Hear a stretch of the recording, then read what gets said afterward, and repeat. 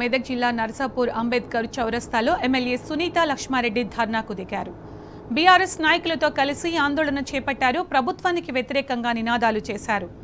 కేసీఆర్ తెచ్చిన కళ్యాణ లక్ష్మి, షాదీ ముబారక్ పథకాలను కొనసాగించాలని డిమాండ్ చేశారు. లేదంటే మహా పోరాటం తప్పదని హెచ్చరించారు.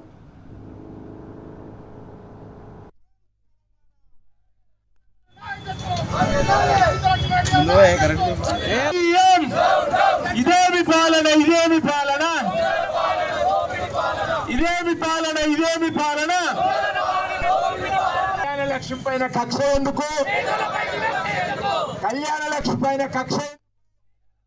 మరి నిజంగా ఈ కళ్యాణ లక్ష్మి, షాదీ ముబారక్ అనేది కేవలం ఒక పథకమే కాదు, పేద ఆడపిల్లలు ఉన్నటువంటి పేద కుటుంబాలలో వెలుగు నింపినటువంటి ఒక విప్లవం. మరి నిజంగా ఈ రోజుల్లో మనం చూస్తున్నట్టయితే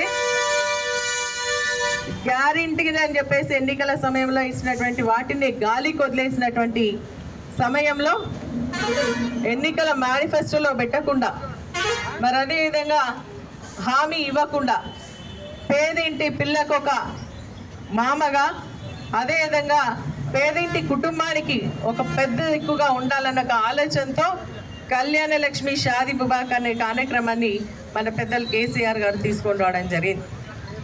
ఏ నాయకుడు కూడా ఇంత సాహసం చేయరేమేమో.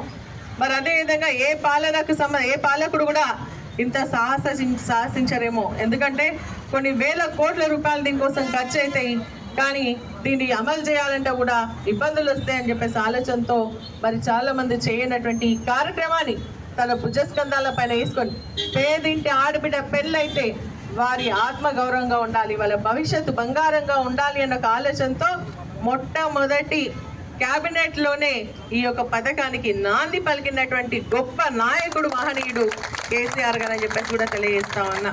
కానీ ఇక్కడ ఉన్నటువంటి కాంగ్రెస్ నాయకులు మరి 2 సంవత్సరాల్లోనే మనం చూస్తా ఉన్నాం ఈ యొక్క పథకం నీరు గార్చే విధంగా చేయడం జరుగుతూ ఉంది. 6 నెలలకో సంవత్సరానికో ఒక్కసారి చెక్కులు ఇచ్చే విధంగా, ఆడపిల్ల పెళ్ళైన తర్వాత వాళ్ళ పిల్లల పుట్టినరోజు సందర్భంగా కూడా ఇంకా కళ్యాణ లక్ష్మి చెక్కులు వస్తలేవు అంటే